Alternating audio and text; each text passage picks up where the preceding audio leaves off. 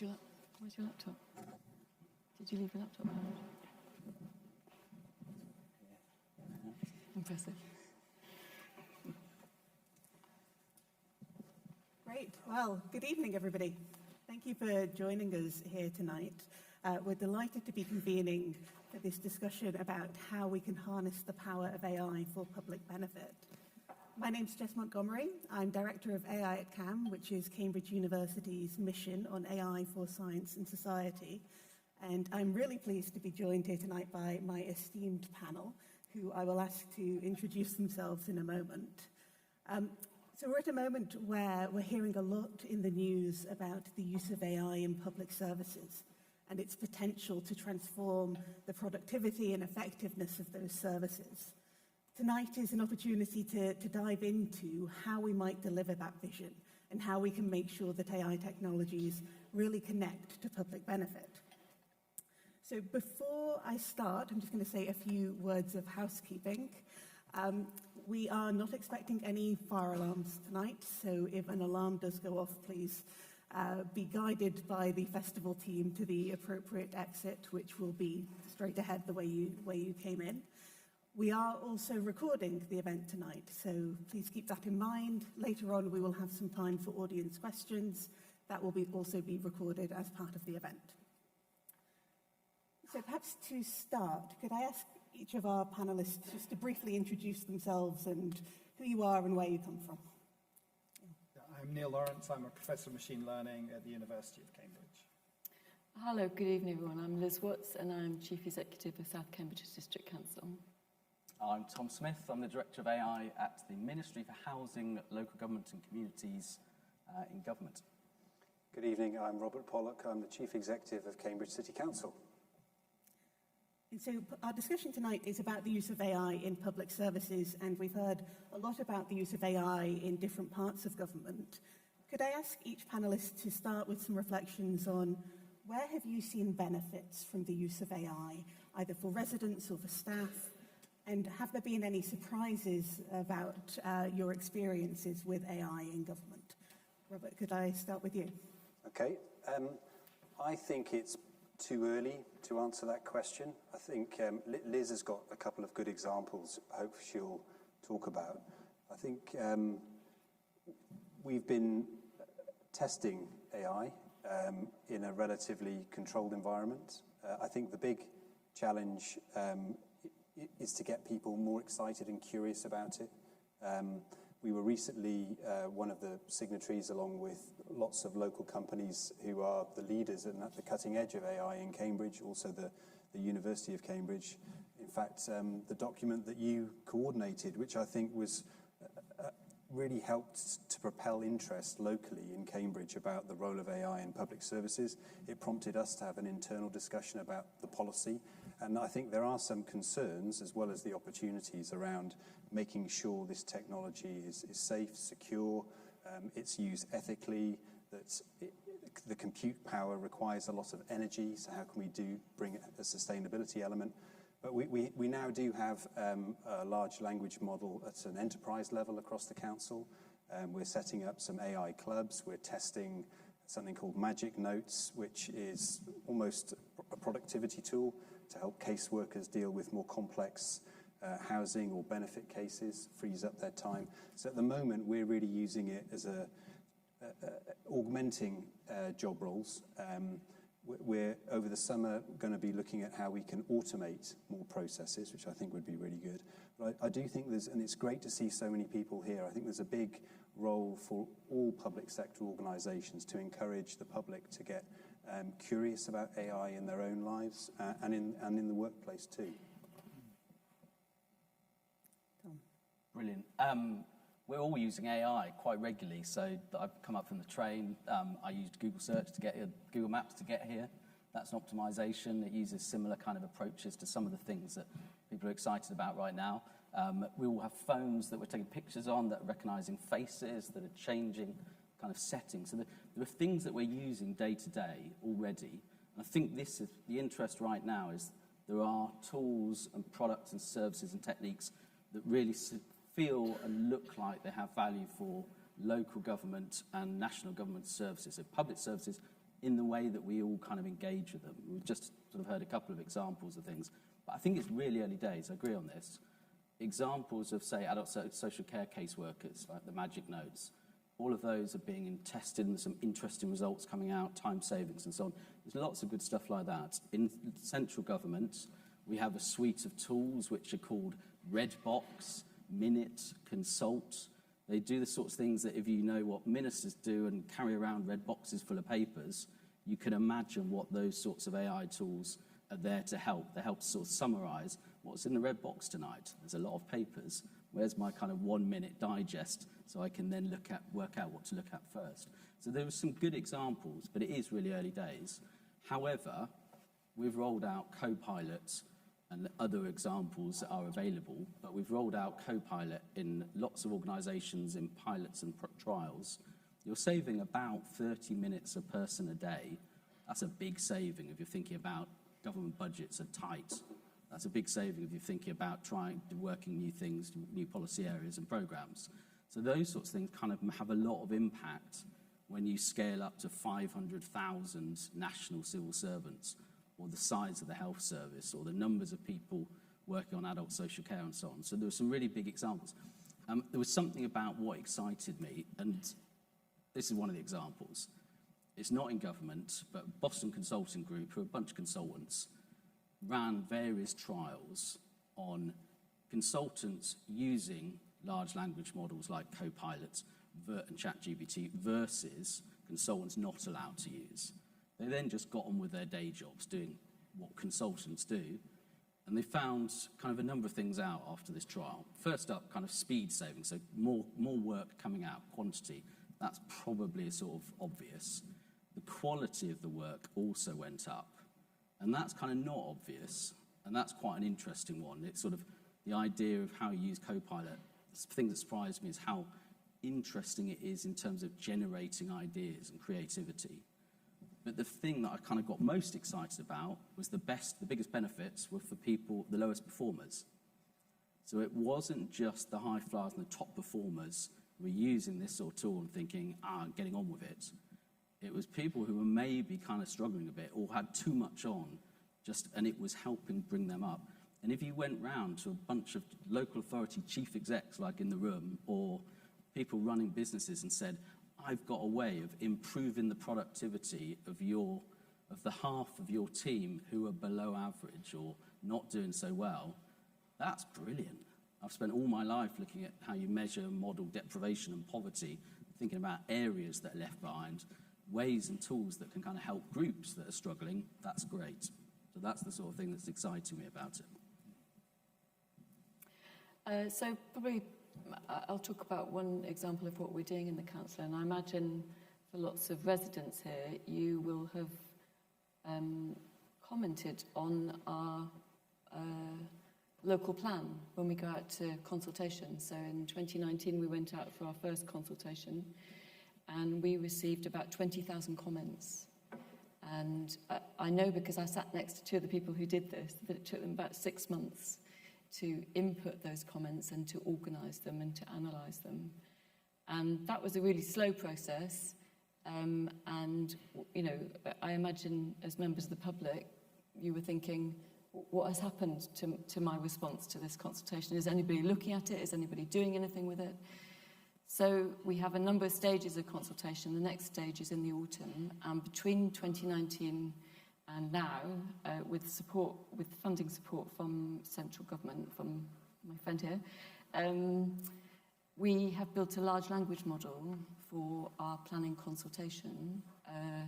Neil and the university were involved, and we've been involved with another university, Liverpool, as well, in building the large language model, so that when we go out to consultation in the autumn, rather than a couple of people taking 6 months to review all of the comments, that will all happen automatically. It's pretty much at the push of a button. What won't happen is any decisions will be made. But what will happen is that we'll take 6 months less time to be able to say, this is what the public have told us. And then we as humans in the organisation, led by our politicians, will make decisions on the future of the local plan. So that's a fairly kind of significant time saving, cost saving, but also I think better service for the customer so that people can see what is happening. What are you doing with my feedback? Yeah. I guess, I mean, I'm not at the coalface of deploying these things as my colleagues here are, but I think what excites me about it is a chance to refresh the conversation. I think that there's no doubt this is a transformational technology, that in 15 years' time we'll look back on the way we're doing things now, and it will look kind of as ridiculous as it looks when we look back 80 years at the way people used to do things. But I think there's no doubt, if we look at, let's say, the last 40 years at least, we've had an increasing problem where humans are being increasingly removed from the decision-making processes. And, you know, my favorite commentator on this is Baroness Honora O'Neill, who in the 2002 Reith Lectures talked about the substitution of human judgment with process. And we see that in the Horizon scandal, where you've got computer systems making errors and isolating the professionals who should be protecting the vulnerable people, the lawyers, the accountants, the sub-postmasters, the civil administrators, from that decision-making and disempowering them. And so in some sense, when people talk about dystopia, we are sort of in a weird dystopia now, where when people are trying to make decisions at the local level, they're isolated from the decision-making system because it's become digitized in the name of efficiency, which is in general a good thing, but it can also undermine the bespoke nature of these solutions. And some of the things I'm very excited about is the potential, if we do this well. I mean, if we do this badly, make no mistake, it could get much worse. But if we do this well, and by doing it well means coming together, central government, local government, universities, local companies, large companies, and understanding the nature of the problem and building solutions that put the humans back in the loop, that improve our ability to protect our citizens and to identify when vulnerable people are being harmed, and make the world a more human place. And I find that incredibly exciting. And one of the things about this latest wave of technology and the work Liz has done with South Cambridgeshire is they have this amazing AI club where people who traditionally wouldn't be so interested in this technology are engaging and are keen to do the right thing, aware that there are risks, but keen to do the right thing. So can we take that question of how do we do this well as the jumping off point for discussion? Because the applications of AI you've talked about so far, you know, they're about how our local communities are designed. They're about how we look after vulnerable local residents. If we're a worker using AI, our experience of life at work. These are all areas that really have an impact on us personally, as well as a community and economically. So how do you make sure AI tools are used responsibly in public services? Could I have a go on that? People often say Cambridge is a really successful place, but there's inequality. And one of the things that City Council really does care a lot about, particularly our politicians, is the digital divide. There are people who the City Council interacts with who don't use smartphones and computers, and it's really important they get the services and support they need. And I think one concern I have is there the potential for everyone who has access to this great technology to go off in one direction and exacerbate what is a digital divide. So we currently fund, and there's a lot of great charities locally doing work. Cambridge Online is one of them. There's the CAMS Youth Forum. And so I think AI is another type of digital technology. So in whatever happens going forward, I think there's a really important role to make sure it's as inclusive as possible. And while it's not technically AI, it's machine learning. We've got a professor of machine learning here who can explain the difference. This idea of inequality, particularly for young people who are furthest from the labour market, is a real thing in Cambridge for those who don't have access to some of the high-tech jobs. And there's through lots of pilots and working with private sector companies who use technology platforms, we've pulled together an idea called Region of Learning, and it's all about trying to promote digital badges. So if you're a young person and maybe you're not in formal education, you can take lots of digital badges, and the platform helps you to point out, based on your use of your phone, for example, what digital badges you might like to do. And sometimes it's just volunteering, it's learning basic professional skills. We've got lots of employers like marshals, like some of the local biomedical and tech companies that have signed up, the police, the city council. You can take a number of these badges. They're all approved by City and Guild. It uses a bit of basic machine learning, but you can connect young people who may want a job, but may not feel connected to the labour market to real opportunities. So I'd love to see AI. We've talked a lot about improving the productivity of our organisations. I'd like to see how AI can help solve, not in itself, because it's just a technology, but help other humans to live better lives. Anybody else like to jump in? Sure. So another project that we've got is in our contact centre, which is where people phone us up for lots of different reasons. And so we've introduced AI there, first with web chat, and we've just moved to voice. And in setting it up, we did a lot of consultation with the public to understand what was important to them and to make sure that we were doing it in a way that was sensitive to people's needs. But I guess the thing for me is that you always need to keep on top of that. So last week, a lady complained to me that she'd reached the contact centre and it was our busiest week because we'd just sent out 100,000 council tax bills. So it was a really busy week in the contact centre and she had to wait a long time. And when she was answered by AI, it said, what service do you want? Now, I've got probably 20 people in the contact centre and each of them will be trained in different things. So if you want to talk about council tax, you'll go through to a certain group of people. If you want to talk about something else, you go to a different group of people. Not everybody's trained in everything. So she said bereavement because her husband had just died. And we hadn't trained our AI to recognise bereavement. So she sat in a queue until she got to a general advisor. And she wrote to me and she said, that's not okay. If somebody's bereaved, they should get straight through to the next person. And she was absolutely right. And so, it was really easy within a day to reprogram the system so that if somebody says bereavement, they go straight through. They jump the queue effectively because they're in a state, a really vulnerable state.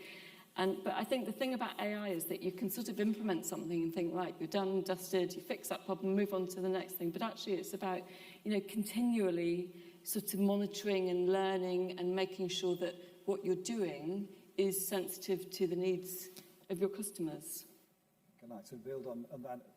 I mean, that's so important. And I think one of the problems with digital technologies that we have so far is they isolate us from that. And the model that we have of providing these technologies is like a one-size-fits-all model. I mean, if you think about, imagine that with clothing, that there were like 4 companies that sold all clothing and they just gave you one size sweatshirt and we all had to wander around wearing that sweatshirt, whatever the occasion was. Yeah. I feel that some of us would love it. And that's kind of where we are at with digital technologies. And we've kind of got used to it and had to adapt to it because, of course, humans are incredibly adaptable. But in this type of position, it's incredibly frustrating for people when they immediately recognize the depth of that problem. They want to bring their humanity to the problem. And then, for example, imagine a case where they're unable to change that. That's just in the system. That's part of the service. And if you want to change that, that's 100,000 on your contract. And that's where we are with most of our digital provision. Just the nature of digital technologies is isolating for most people. You have to be a software engineer or something to sort of change these things. But the incredibly exciting thing about this wave of technology is it has the potential to put that right. And I want to be really careful about saying that potential, because if it's badly deployed, or if we're not consistently listening to voices and examples like this, and what Robert's saying about equality in the community, everything will just get done by the cheapest solution, the one-size-fits-all solution, and these problems will potentially be made worse. And that's why I think it's so important to be having conversations like this and to be working across the boundaries. I'll add in as well. I mean, there's a part of government called the Government Digital Service, or GDS, which probably launched in about 2010, sort of first round. And it's just had a bit of a reboot to include and build on AI. But one of their big sort of phrases was do the hard work so that it's better and easier for users.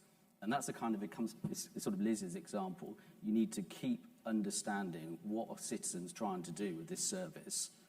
Does it work for them? And that's a digital kind of approach, and digital product teams in industry, in government are kind of very much attuned to that, aware of that. And if any of you kind of updated your passport, renewed your passport recently, you'll have seen actually it's pretty good. It works pretty well.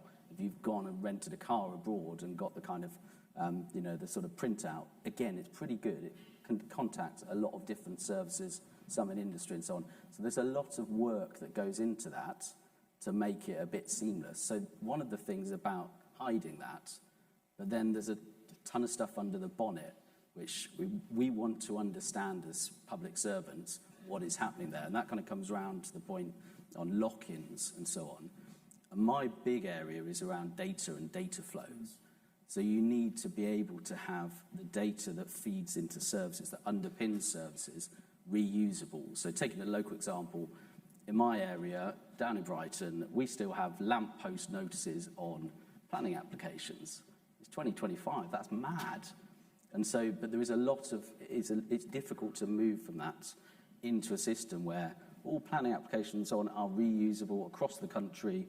That if I want to go and find out in this area, if you want to find out what's happening in your area, and industry can build tools to make that easier, and public services and local government and so on can build tools to make that easier. So you need that kind of underground, that flow and that sort of ingredient and sort of stuff to power these systems. So that's, again, we need to work really hard to avoid any kind of lock-in where data ends up owned by one part of the system or one type of vendor and not reusable elsewhere. So that's an example of how we've got to get it right. Can I add some colour to that? On the government digital service, how many here have done COVID tests online or done their taxes online or any of these services here?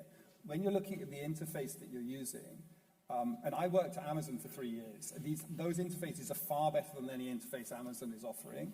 It works well for my mum, it works well for me. If you talk to international students, they're sort of shocked about how good and efficient it is.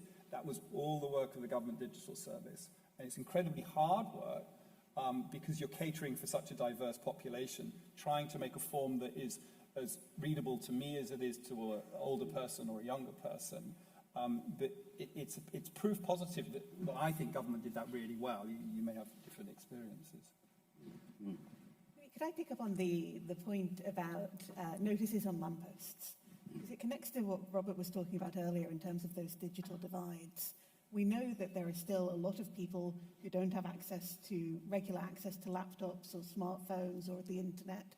Don't we still need the notices on lampposts or the equivalents in our public services? Yes. So how do we integrate that with our ambitions for AI? I mean, I'm not sure I would do that, if I'm perfectly honest. I think people are entitled to know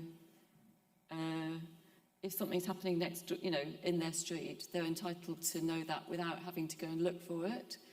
And so I'm with the notices on lampposts, which I think is the law, actually. I think there are so many other things that we can go at in local government. It's not like that's the last bit of productivity we can save. So we have a crowded field of productivity problems to solve. So I'm with the lampposts. Yeah, and actually that's making me think about place-based thinking. So actually today I cycled past a mobile library on Grange Road. And I happened to notice it because it had a mirror on the front, clearly to look down to see if there's a child in front of the vehicle. I presume.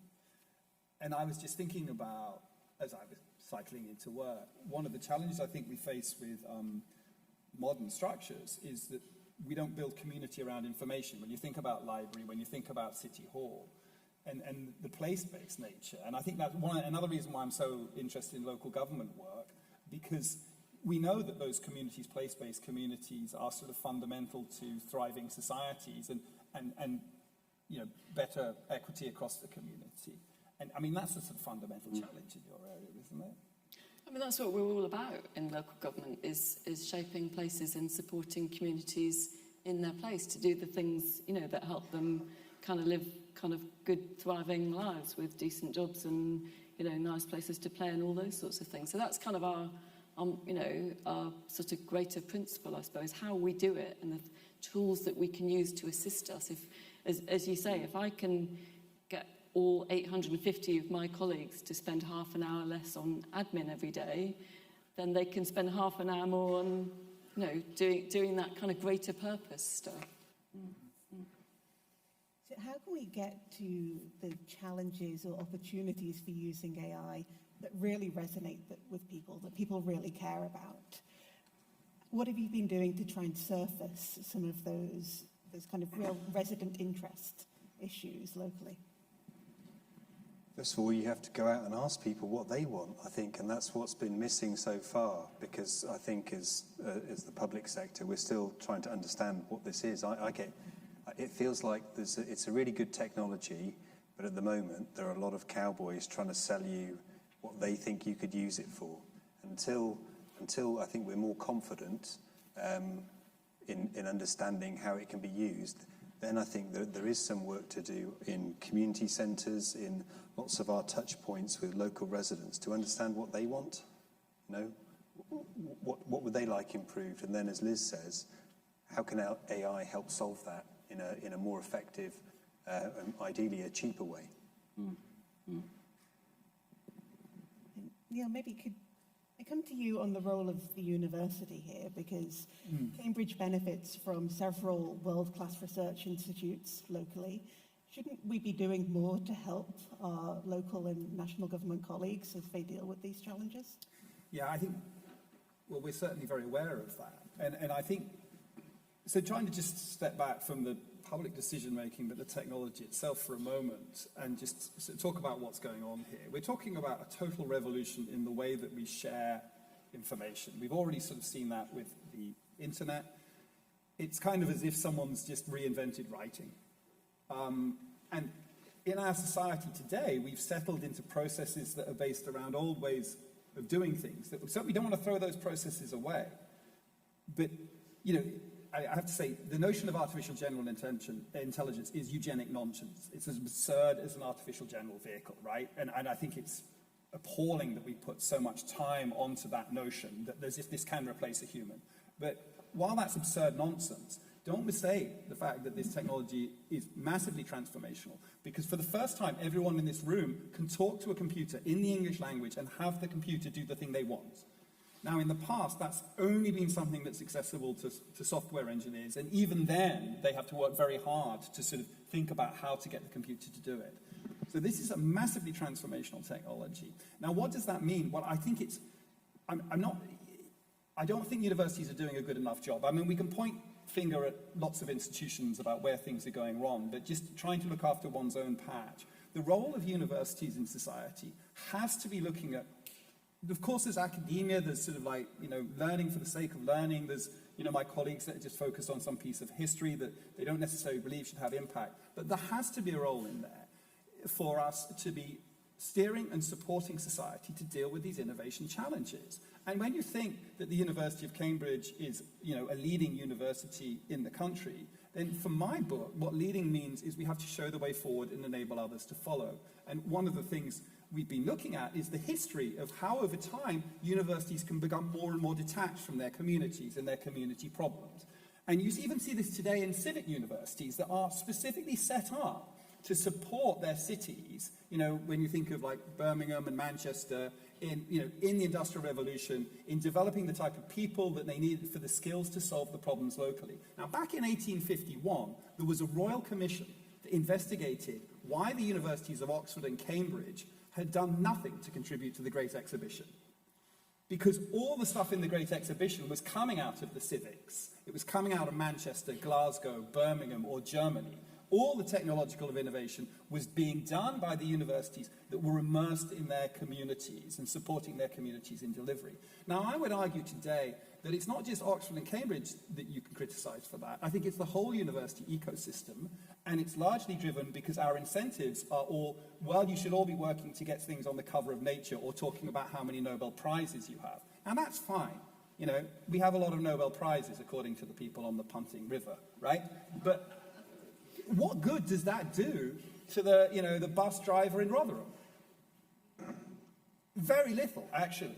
And they're becoming increasingly detached from technological innovation. So when it comes to what Robert was just saying about engaging with community in what they want, we have convened at AI at CAM the Cambridge community and the Liverpool community and sat down and said, what problems would you like us to solve?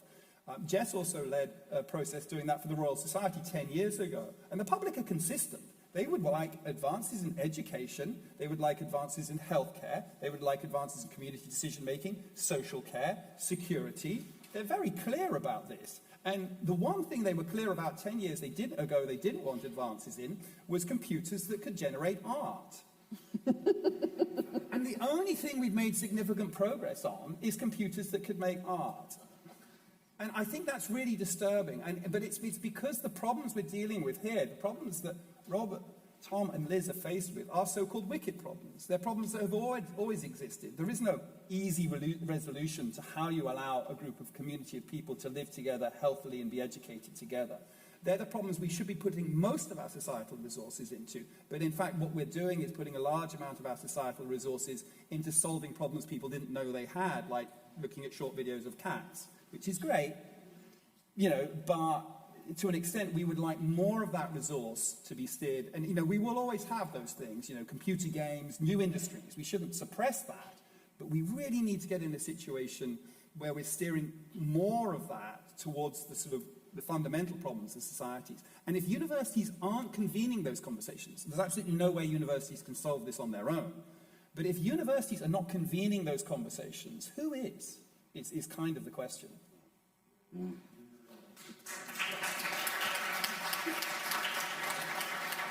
To be fair, Neil and Jess are convening quite a number of local authorities next week to explore exactly these issues. So I think you should definitely take some credit for making that point, but trying to do something about it practically. So thank you.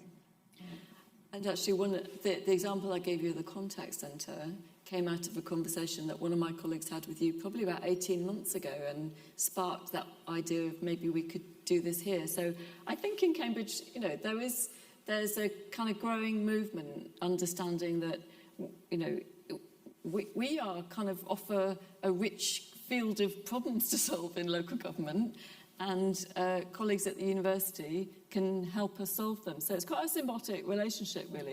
It's very much a two-way relationship. And as Robert said, we're going across the whole of Cambridgeshire and Peterborough next week with about 70 people in the room with our kind of what are our joint challenges. And I think one of the things that is really hard when you've kind of got your head down in an organisation is that you don't always have the headspace to think, okay, there's 5 other districts in Cambridgeshire and they've probably got their head down in the same problem that I've got my head down in.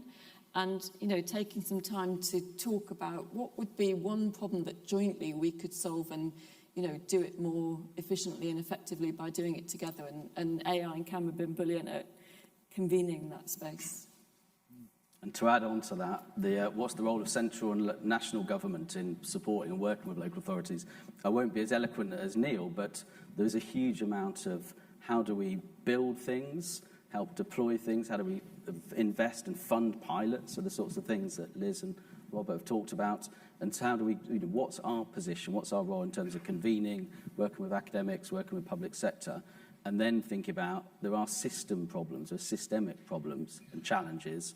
Central government is probably best placed to help unblock those. There are levers that we can help pull. So if those are illegal barriers to, say, reusing data in good ways, if there are issues in terms of lock-in and vendors, etc., with running products, tools that essentially slow down innovation, then there are potentially things that we should be doing. So that's the kind of questions and conversation that we're looking at in supporting local government and AI work.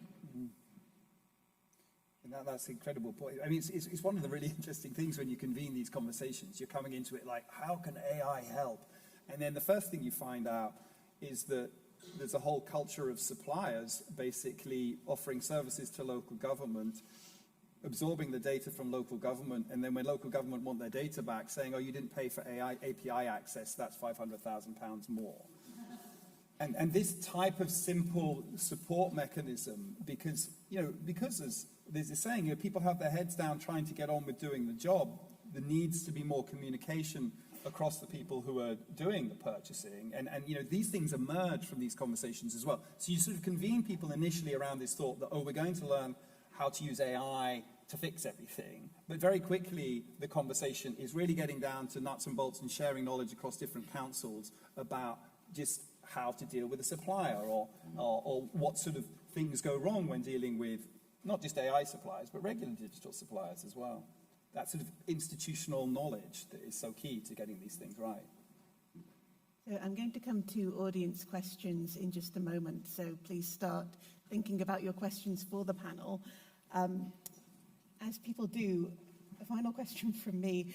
One of the messages that came through from our public dialogues in Cambridge and Liverpool was that people have a sense that AI is something being done to them, that they want to have a voice in AI development, that they want to be engaged in this discussion about the future of AI, but it's hard to know when to start, where to start, or how to start. So any tips for how people can engage in this conversation about our shared future with AI? Well, I could speak from the perspective of my own colleagues. So 18 months ago, we set up AI Club, and everybody was invited, and it was 45 minutes over a lunchtime.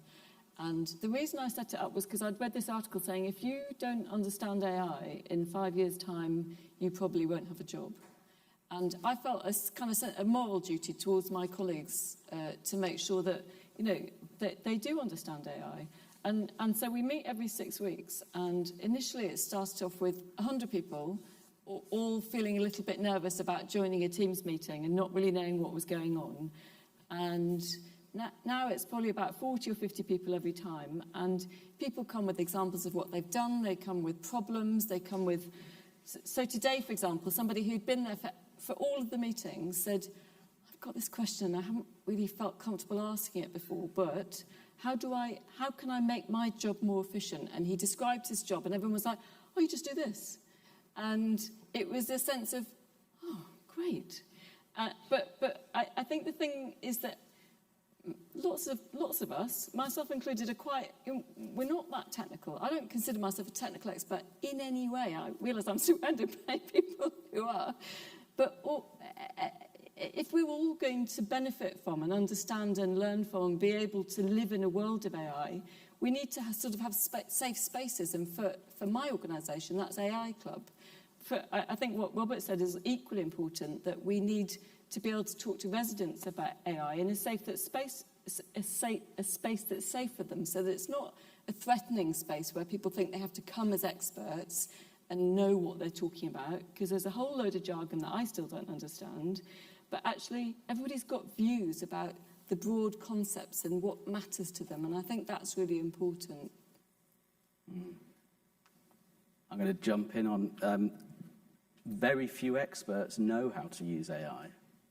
You might know about the algorithms and the kind of how this is built, but I'll be honest. When I sat down and started asking ChatGPT questions, it's kind of mind-blowing, and it might be wrong and it might be right, but just the kind of the conversation, the questions that you can ask and get back an interesting answer.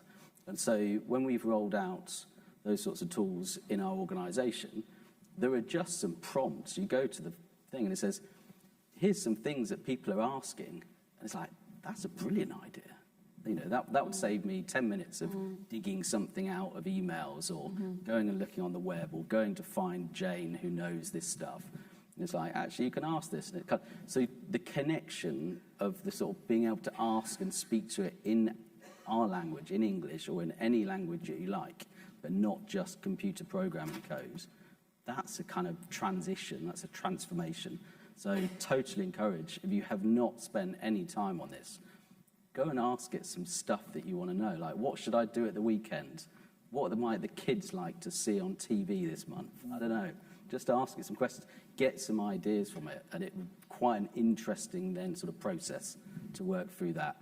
I find that kind of de-terrifies, de-risks that sort of engagement.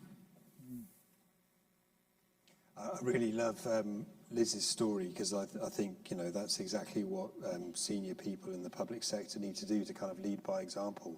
So I'm only just creating an AI club following Liz's inspiration, but I suppose I was just really curious, what is this?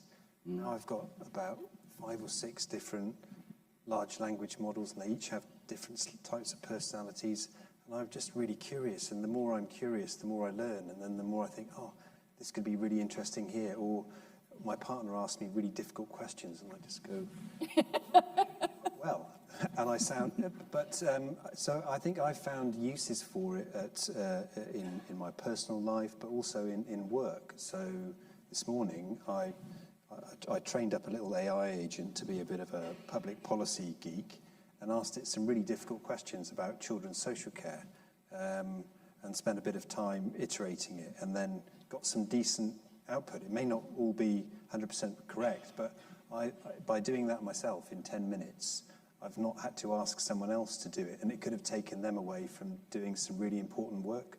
So I'd just say be curious. Yeah, and maybe just to add to that, I think you can do all this, and it's not a substitute for your human contacts and your human interactions. It's an enhancement. I mean, and if you haven't tried these things, I'd urge you to, and actually I should try and find a good resource for people that gives suggestions for people to start. Actually, maybe we should build one. But Eliza, damn.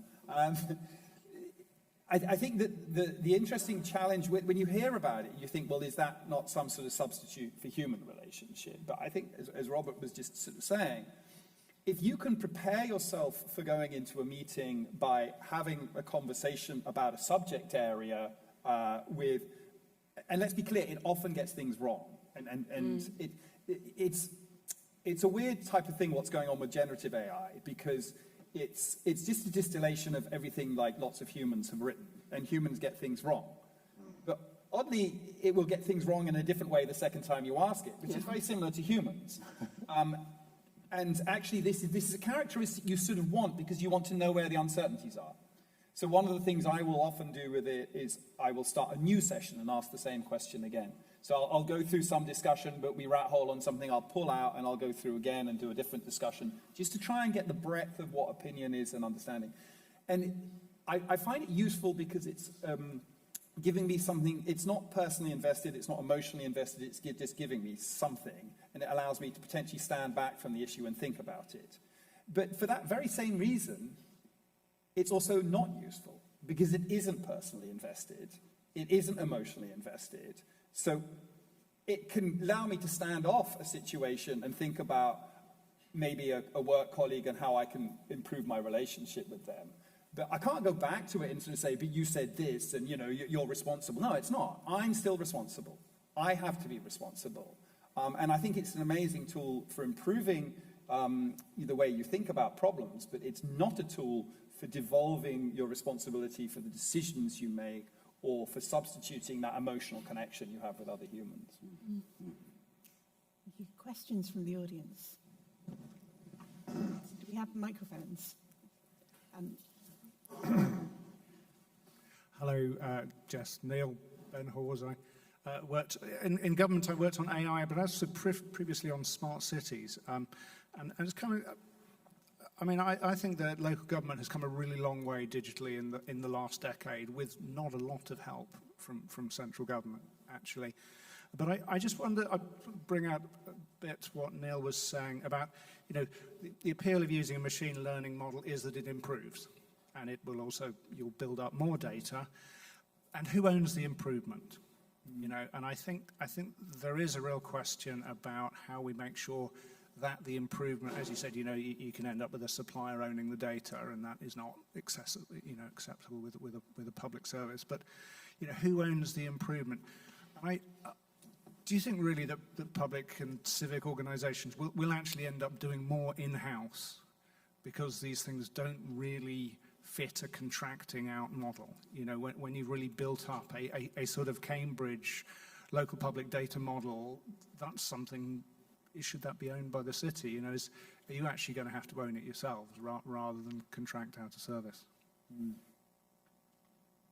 Liz and Robert, your ambitions for owning things in-house versus... Well, there's been a trend across the world, and we've had patches around the UK of these Office of Data Analytics. So I think AI might be a route for smaller organisations to get their data sorted. You've got to structure your data first, but I think you're right, it gives the potential to do that.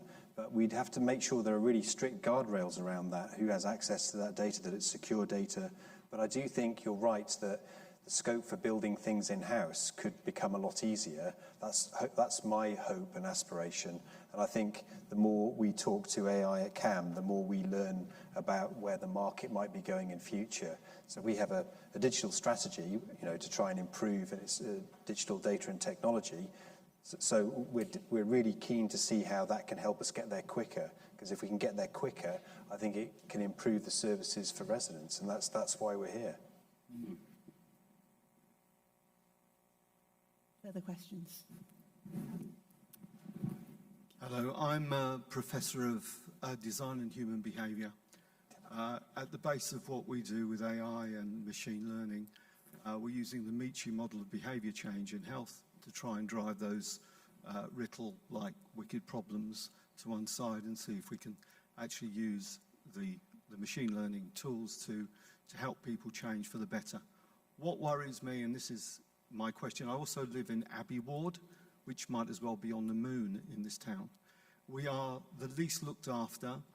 I think when we're talking about AI, we're a bit like finance. We're talking about quite a middle-class game where people won't even know the questions to ask or the interventions to make. I'm seriously worried about this because as researchers, and all of us have a long, I'm sure, research record in here, we're all conscious of unconscious bias. And I worry about the way this is being developed both in the city and elsewhere that is going to have the unconscious bias of the middle classes and others just baked in. And that's my worry. And it's not a worry that we haven't tested. I was talking to a US partner this afternoon, and they're especially with what's happening in the US because the clown outfit is on out there. We have some serious problems with this if it gets baked in like this. So I think democracy, Plato's model of democracy is the tyranny of choice ends us in the end. I think we've got to work differently to do this. And in Australia, we developed a couple of models, including a sensing model to use AI. And there's nothing like this in the city. I live down a street where the speeds of cars must reach about 100 miles an hour someday. You don't need a policeman there because you never find one, but it'd be quite good to get some AI down there to see exactly what's happening in the behaviour around that. So my question is, how do you stop it getting baked in and we end up with what's happening with financing, that it's a middle-class game and the unconscious bias is really built in? I can give a start on that. I mean, I think we're very conscious of that in some sense. It's not just a problem of AI, it's a problem with a large amount of digitization and, the way the overall economy is working. I mean, I spent most of my career in Sheffield. As you go to the east there, the way people have been told, oh, you should train to go and work down a mine, and then all the mines are just shut. And one of the real dangers I think we have with AI is that we're having, and I think you see this definitely at a national level, you're having an extremely middle-class professional conversation around it. Because for the first time, middle-class professionals are seeing that the bits of their job that they thought were specific to them and could never be replaced are suddenly under just as much threat as those mine workers and steel workers' jobs. And one of the things that when we were doing Royal Society work that Jess was involved in convening, I felt very strongly on that just after the Brexit vote is when people were sort of saying, oh, well, I bet no one in this room voted for Brexit. And I was like, well, isn't that exactly the problem? That none of the people who feel those things were actually being given a voice. I'm deeply worried that we, instead of adjusting for that, we're going further in that direction by more central control and more central deployment, but much more steered towards the fears of the professionals. But we do know that the professionals are actually very capable of adapting and assimilating. So it won't be professional jobs, it will be the people on the margins of society already who are pushed further over those margins. That's what we see in the past. But that's exactly why a lot of our leadership with AI at CAM is, well, let's engage with those people who are having those problems. Let's do those public dialogues. One of the gentlemen in the public dialogue in Liverpool worked on the Land Rover production line. So I learned all sorts of things about how you cover the seats of a Land Rover. and getting those voices represented. Because, to be clear, they say much more sensible things than many of my colleagues do. And the problem is that somehow they get lost along the route, that it's not making a large amount of money to improve education or healthcare or these other things, but it is the sort of things that would improve people's lives. But I do think we've got extremely, I'm sitting next to 3 people who work in public service. There's not particularly great rewards for doing that in this country at the moment, and I think that's also something we have to shift. The conversation around what it means to be a public servant, I think, is in an appalling place. But if we address all those things, I think we can turn this around. But it has to be done partially from the bottom up. We can't all just wait for government to do it. I'll add in, one of the bits of the question was around the sort of, the bias in large language models or in our AI products and tools and so on. I think it's kind of 2 bits to that. And we know from things like facial recognition and from lots of work that's primarily tested on white middle-class men like me, it works brilliantly for me. It does not work for other groups. So having teams that are much more diverse, having training data and so on that's much more diverse, that's kind of one thing about that. And people in the room obviously know about that a lot. But I think maybe another interesting bit that's happening right now is that the systems we're seeing are kind of cutting edge, and they've come through into mainstream, sort of surfaced for all of us very recently. And they are very expensive to produce and to train. That is not going to be the case for very long, is kind of one take. So things like the Chinese model, DeepSeek, we're not quite sure how much was spent on training it, but significantly less. But over time, these models will become more commodity. And Liz has talked about training an LLM in her area on questions that are being asked in the local authority. So you've got that kind of, you can push back. So if there are things that are basically tech bro West Coast led, we should also be making sure that there are public service led developments, commodity examples that are trained on what social care users and social care caseworkers and so on are asking and answering. So those sorts of training data sets. And that's a kind of big shift from how we've been able to use this in the past.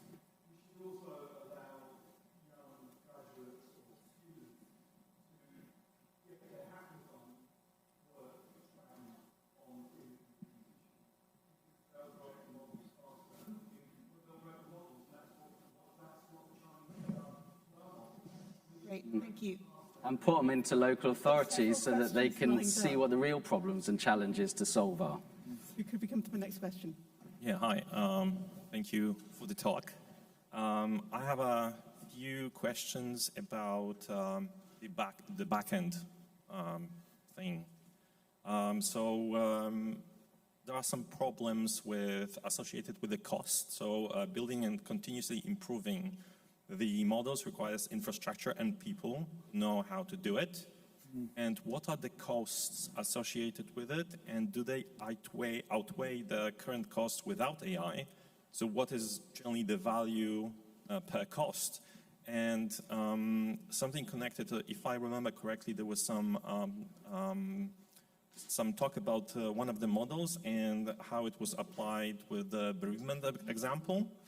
How do we catch the things falling outside of the current models that we are using? And with those models come questions about the data protection, and as you are building them on feedback from people actually using them. Yeah, that's very much why there's a number of points there. The issues, it's a very dynamic space. I don't think, and of course there are serious questions about energy costs, and even none of these companies are profitable. My understanding at the moment is that they're getting about 30% revenue for every dollar they're spending. I think that that won't settle for a while. But there's I can't remember whose paradox it is, Jevons paradox? We know that sort of thing is going to apply. So even if the costs of compute goes down, the utility of these things is so high that they're going to be used very, very widely.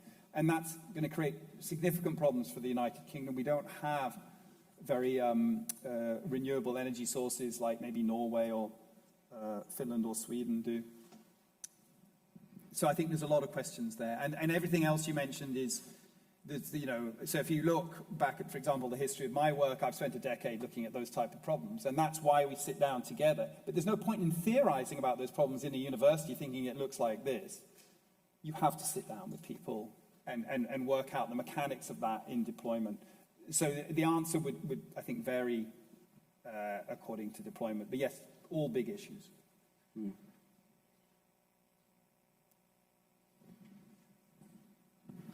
Hi, thank you for the talk. I also had a question about the investment and kind of along the similar thread. When is it worth the proprietary effort to build a solution in-house versus getting a solution from somewhere else? For example, the Copilot, I'm sure a lot of employers have been adopting sort of a white label version of Copilot rather than try and build that solution themselves.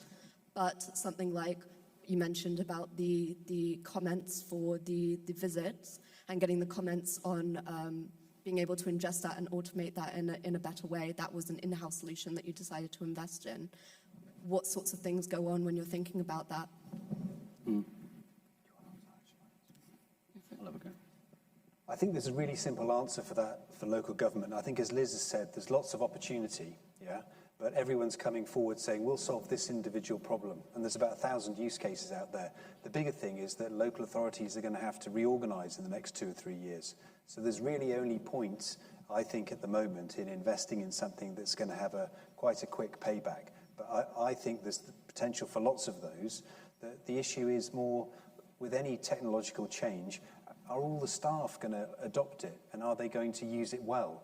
So, I think we love the idea that there's this simple thing. It's in a black box. If we do it, it's going to solve our problems. I'm a glass half full person, but I do think the big challenges are on delivery and how you get, whether it's corporates or the public sector, to adopt this and do it well. The investment case is, that's our bread and butter for lots of things. So you'd have to take a view on each individual case. What's its payback period? I think at the moment, in 3 years' time, my council may not exist, Liz's council may not exist, so what's the point in adopting a solution that will take 5 years to pay back? But there is massive opportunity when you create a new council in 3 years to start with a new tech platform that doesn't have some of the legacy issues that we have, and I think you could do some really exciting things around data, around insights, around how you design public services, but they're led by people in the community, not by, as Neil said, by what providers say will provide this solution. It's got to start with real people in the community, what they want, rather than what's easy to buy off the shelf, I think, personally. I was going to say, there's also, in central government, there are various kind of guides or frameworks to procurement. So should you buy or build type stuff, which is essentially your question, and kind of the divide or the line between those things is a bit blurry, and it's the sorts of things that we just heard. But local government spends, I think, £3 billion per year on digital across a lot of things, from running all of the email systems to running frontline services, etc. But that's a lot of money collectively. So in terms of the kind of leverage and investment into changing things and developing new products and services, that's kind of a big interest and a big impact for, let's say, industry partners or people building tools. So I think the kind of other bit is that there's an opportunity cost to building stuff. So if you have, for example, one development team that can build something this term or this year, and they're occupied on this thing, is that the most highly valuable thing that they could be doing? Because you're not going to build loads and loads and loads of development product teams within a local authority or even within probably a central government department. So there's that trade-off. So sometimes buying or procuring is going to be valuable, even if you could build it for slightly cheaper. I just wanted to, I think it's a good question, but I don't think it is the priority question. I think much more of what we've heard Liz and Robert talk about are the priority questions. The truth is, if you look at both our corporate infrastructure and our government infrastructure, it's become more and more disconnected from the citizen/customer. And the problem we're going to face with these technologies, and what we see with a lot of the rhetoric we're hearing about it now, is people aren't looking to put that right. So if you look at the investigations into Horizon and Lorenzo, the National Program for IT, which are both disastrous deployments of tech software, they share exactly the same problems. Failure to put in feedback cycles, engagement with the people who are deploying the technology, failure to listen to the problems as they were coming up, ignoring those issues. And, you know, it doesn't really matter whether it's a one-size-fits-all solution or a bespoke solution or who's building it. What matters, I mean, it might matter downstream, but the first thing you have to have in place is what is your mechanism for understanding success? And I have to say, being very excited by Pat McFadden's team in Cabinet Office. They have a whole test and learn framework. And if you want to search it up, just search test and learn government, UK government, and you'll see how they're trying to address that, which is about not deploy and forget, but constant monitoring of deployments. Because whatever decision Liz is choosing to make now, you know, won't be the right decision in 5 years' time. But the point is, by South Cambridgeshire actually actively working in this area, they're building institutional capability that they will be able to make that right decision in 5 years' time. Hi. Hello. I wanted to ask about how, on a local or central government level, you're measuring the environmental cost of these AI solutions, and are you comparing that to other solutions that aren't AI-based? And then how are you kind of justifying using that AI technology if the environmental cost is really high? So take, for instance, that kind of phone call AI answering thing you were describing. Have you measured the environmental cost of that and how that compares to having an actual human person answering the phone? Well, the environmental cost of humans is very high. Actually, so I'm pretty certain that an AI answering the phone is much lower than a human, but I don't think that that's where things go wrong. It tends to be that the amount of questions you can ask AI goes shooting up. I don't know what you're doing in government, but just to emphasize, it's a different, to compare it to a human, we don't want to do that because actually we like humans, but Liz, I don't know how you... So I'll be completely honest, we have not measured the environmental impact. Most of our energy is supplied from our own solar, and so in that sense, you know, our council prides itself on being a kind of environmentally minded council. But we've been doing this for 6 months, and it's one of the areas where, you know, we talk about it in our club actually, like how are we going to approach the kind of cost benefit in terms of the environment, and we're not there. Just from central government, it's a varied landscape. So some groups look a lot at that because that's one of the fundamental things that they're interested in. Others are, for example, so there's a Crown hosting organisation that basically runs data centres for government. Their pitch to departments and us is very much around: we reduce energy costs, we reduce in overall running of these systems, so you should be moving to us. So there's definitely looking at how we're reducing energy and environmental impact. In terms of the kind of day-to-day sort of pilots and prototypes and so on, I suspect people aren't doing that much just in general, but there are definitely some places and some parts of government that do a lot of that. Is the fear here? Because I think we've got really low energy usage. We've looked at it, and we've got a carbon management plan. And the biggest thing is our buildings, then our fleet, and we've got plans to get to net zero. So our digital spend is tiny. You're right; it is something we're going to have to keep an eye on. But it's when I hear that some of the large AI companies in the US are starting to take stakes in mini nuclear reactors or considering buying 5 Mile Island, that you realise that there is this kind of arms race for compute power. Cambridge has got, is it DAME? Dawn. That's 1,000 GPUs. They're quite powerful. But Elon Musk has just put together 100,000 of the latest really energy-sapping GPUs to launch his AI and Grok. So it does feel like this issue is only going to get more and more of a concern, I think, and we've got to be really alive to it. Yeah, you can imagine easily, like very significant proportions, like easily 10% of world electricity just being on running these computers. I think world electricity is about 2% of data centers at the moment, maybe slightly above that.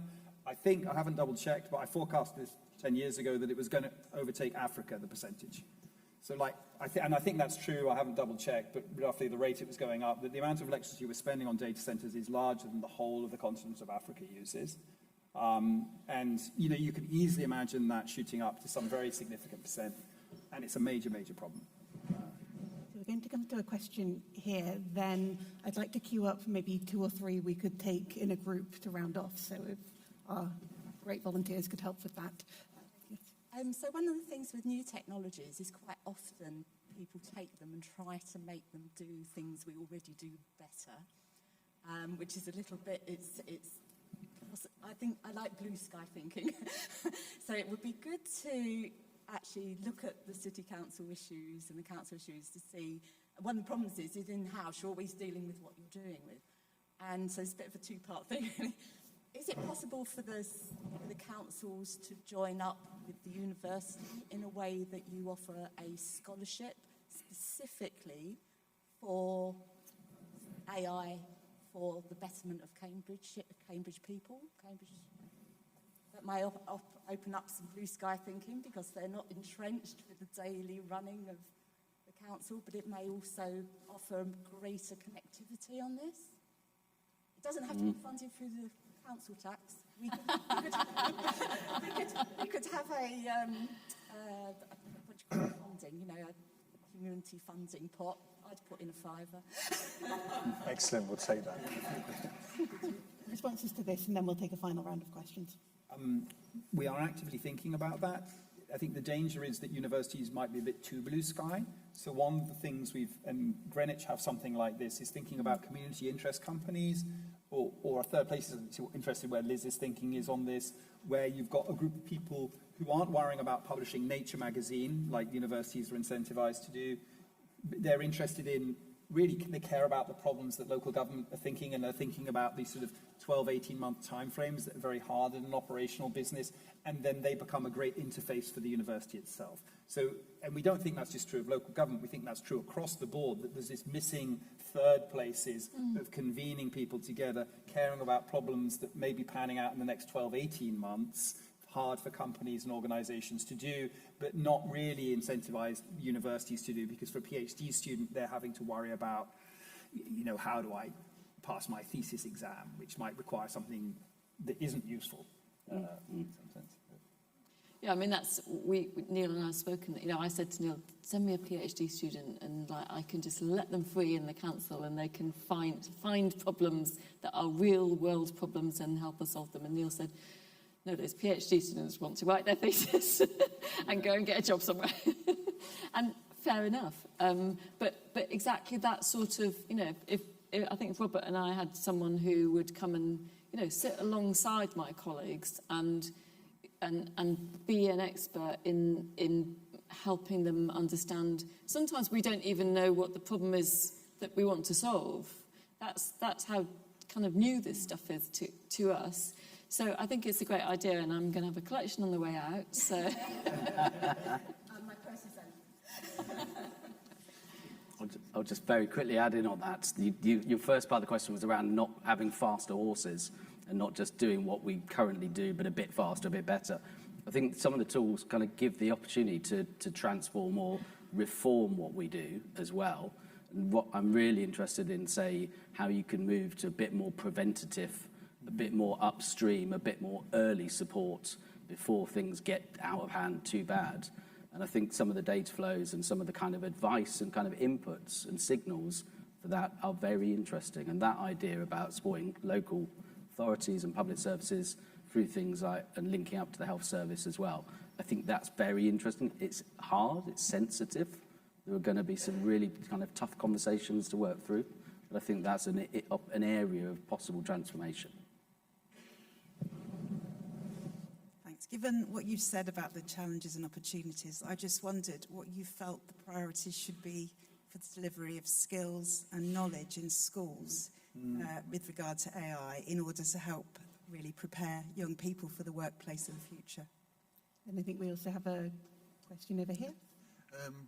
Just a sort of There was a comment earlier. I think AI has a lot of promise for prioritization, but there was a comment earlier about using it for it was something about planning documents and the difficulty of pulling in 20,000 consultations and reading them, and how AI would help with that. To me, that sounded like summarization, and summarization is dangerous because you have to deal with the problem that fundamentally generative models don't know what truth is and don't know what facts are.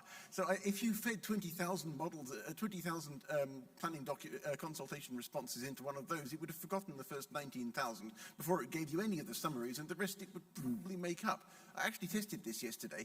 I asked I think it was ChatGPT, for a history of a project I started in 2019, and it gave me something that sounded totally plausible, except that I said I started it in 1951 and invented decades of complete not plausible sounding nonsense to fill up the gaps. If I hadn't started it myself, I might have been taken in. You can't trust what they say, but you can trust them to point you in the right direction, as it were. Prioritizing what humans look at makes sense. I think summarizing things so you can avoid reading what the humans have said is risky. I may be wrong, but... But skills and trustworthiness. Very briefly on the skills, I think region of learning, we're going to get a digital badge on AI for young people, and a young person did approach me and say, Robert, let's do a hackathon at the Guildhall. It could be over 4 days, loads of young people, loads of companies, and we could start and try and solve some of these problems or learn about AI, and we could get support from some experts and hopefully from some local companies that are really know what they're doing. So I'm going to try and pursue that. It may not be 4 days, but if we could do a day and bring in lots of young people into a civic space and get them engaged in this new technology, that could be really positive. On education, so I think, I'm not sure if it's public yet, but I'm involved with the group AI in Education that's forming a charity, which I've agreed, if it is formed, to be a trustee of, because yes, it's absolutely vital. And I think it's another area where it's deeply worrying how we're not having a nationwide conversation about education. And I partially get it, because universities are already struggling, despite this need to fill a new role. I mean, Cambridge is very lucky, but all universities are struggling and they're on the edge. Schools are struggling, teachers are struggling. And we really need to do exactly the same thing we're trying to do with councils, with teachers, to support them in how they support their students. And not only that, it's also a reformation of, continuing education in terms of people changing jobs and supporting them and assimilating these technologies. By the way, there is no money for doing this, right? So the only way we can do it, I think, is, and that's why local communities are so important, is to think about local communities and how, every town, city in this country needs a place that people can go and talk about this and learn about this from people who have some confidence or know who to ask. And the only way we can do that at scale is bottom up, actually. Is by, for example, leading in Cambridge, coming up with examples and sharing very freely with other areas and regions what's working.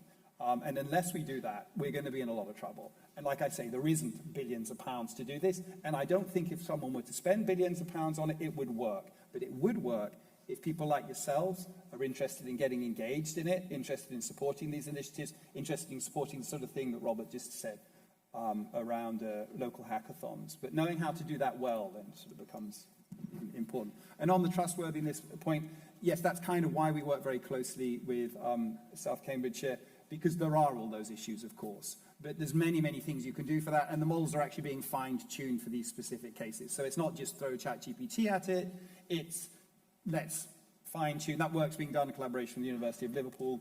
And, I don't know, Liz, if you want to say anything about that. Yeah, I mean, I was surprised when I said to my colleagues, once we've built this large language model, can we share it with other authorities? And they said, no, absolutely not, Liz, because it's context specific. We built it for Greater Cambridge, and it uses our data, and we spent 9 months looking at the outputs and refining it. So it's not like we're just sticking 20,000 comments in ChatGPT.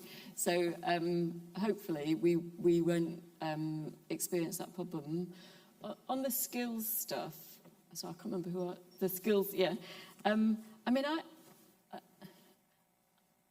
I think there's a bigger thing about skills. So, and just to give you one example, and this is kind of, I suppose it's nothing to do with AI, but I watch a lot of my colleagues in the office going like this.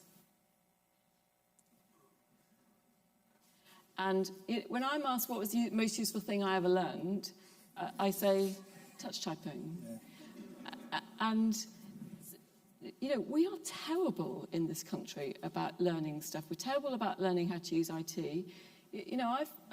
When you think about, the stuff that you can do with basic Word, Excel kind of programs, we just don't know how to do it. And we don't train people to be more productive. And, it's, I suppose, a little bit scary to me that we're talking about how can we train people in AI when actually we haven't kind of got the basics right.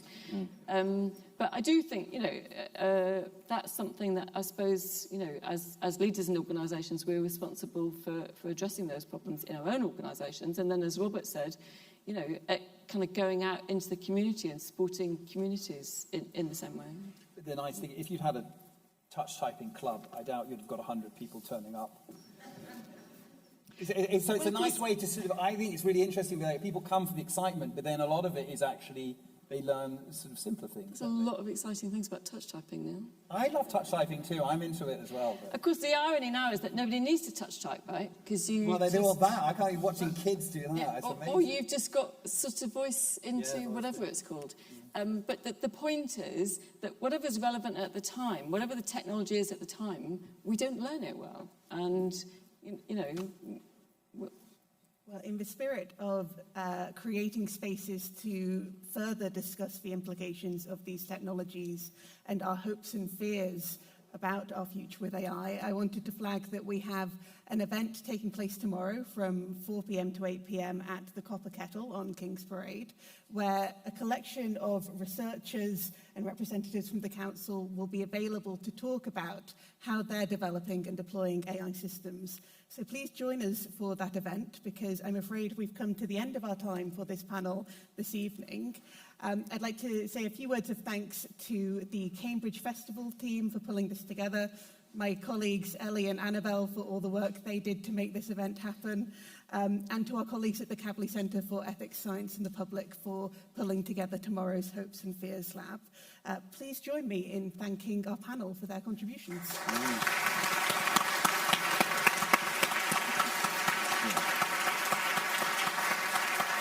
I even have a certificate of touch typing. I